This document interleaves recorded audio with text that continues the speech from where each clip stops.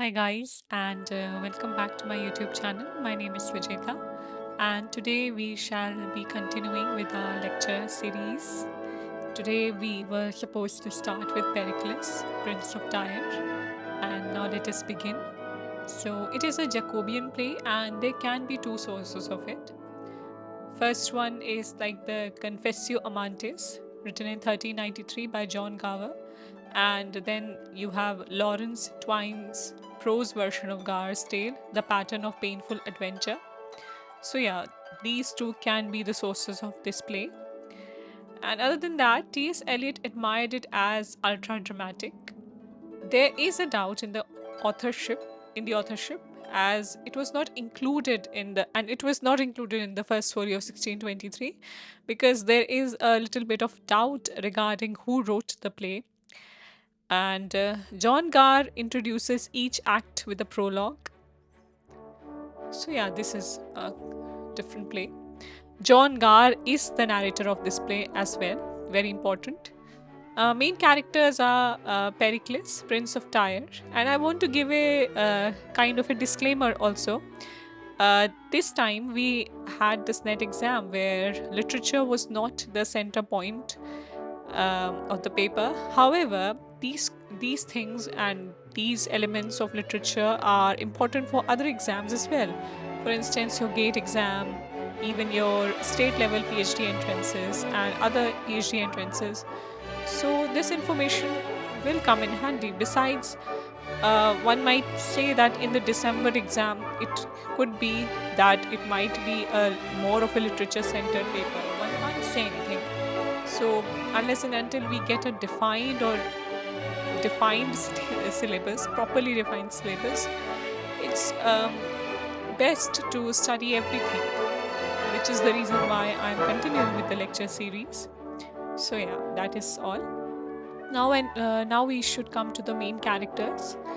Pericles, Prince of Tyre, Antiochus, King of Antioch, Helicanus and Aeschylus, two lords of Tyre, Simonides, King of Pentapolis, John Garr, the narrator, daughter, the daughter of Antiochus, Thaliart, assassin hired by Antiochus to kill Pericles,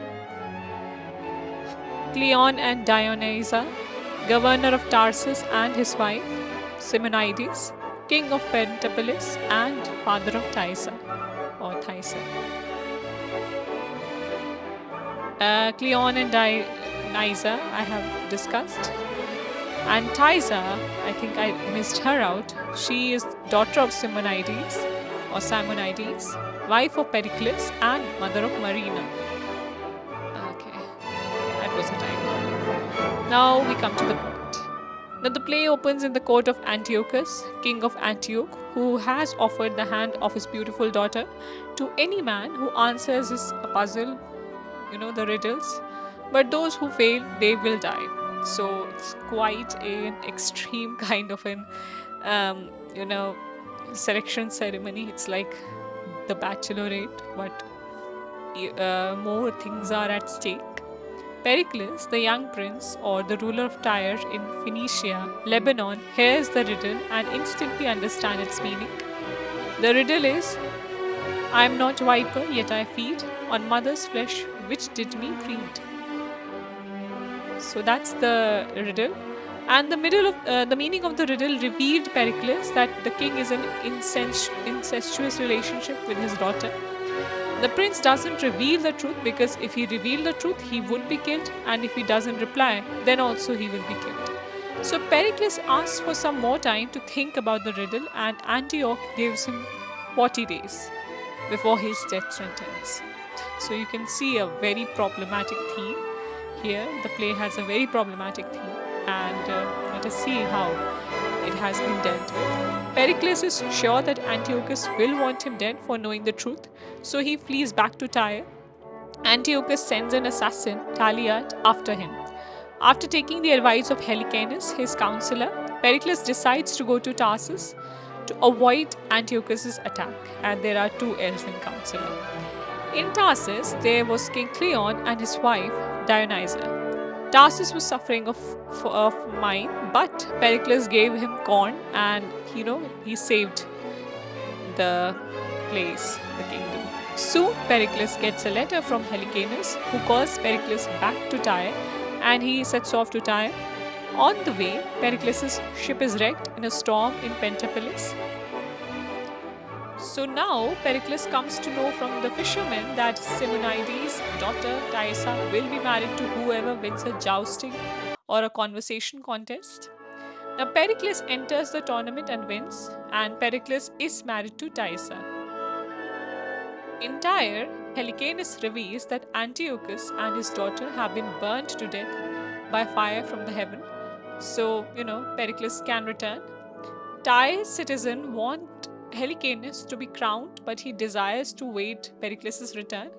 In Pentapolis, Pericles hears it and sets to go to Tyre. He's boarded on a boat with his wife Thaisa and Lycordia, a nurse. They come upon a great storm and Thaisa dies in childbirth. She delivers a daughter and she is called Marina. The shipmaster insists that the body of Thaisa should be thrown overboard to stop the storm.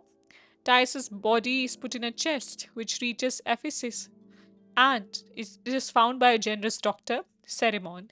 He discovers that Thaisa is not actually dead, and he revives her.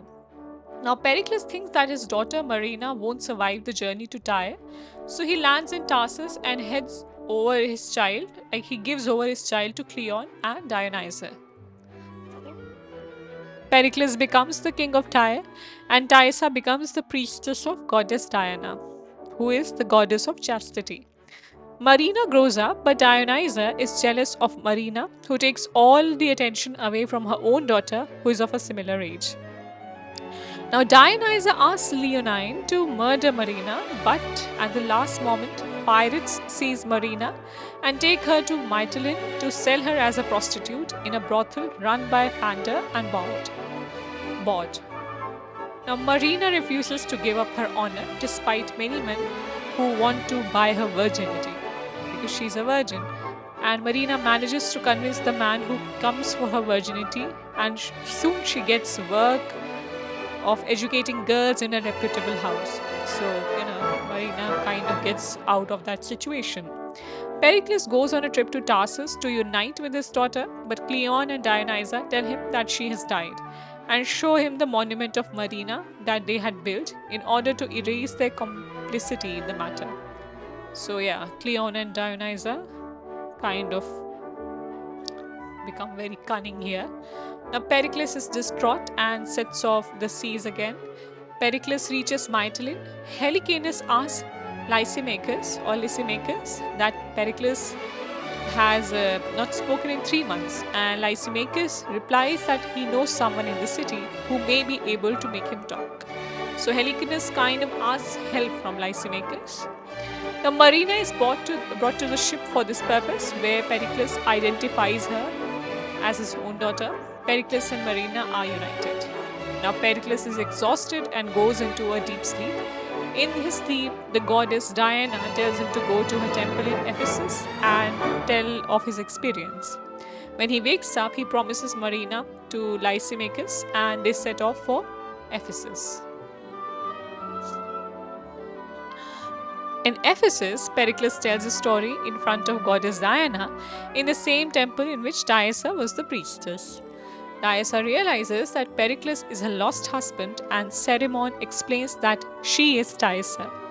The whole family is reunited and overjoyed. Gawa concludes that evils are punished, like Antiochus and his daughter have died. When the people of Tarsus discover Cleon's evil, they revolt and kill him and his wife in a palace fire. So yeah, this is how the play ends. It is unclear. Now we come to Cymbeline, king of Britain. Now it is unclear when Cymbeline was first written, though most of the scholars consider it was probably produced by 1611, and it was included in the first folio, where it was classified as a tragedy.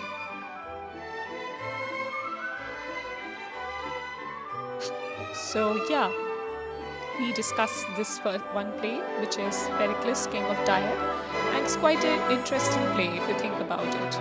I mean, it has problematic elements in it, and a lot of people will be shocked to know that such problematic elements like incestuous relationships and plotting and murder, all of these things existed in that era in the 15th and 16th century literature.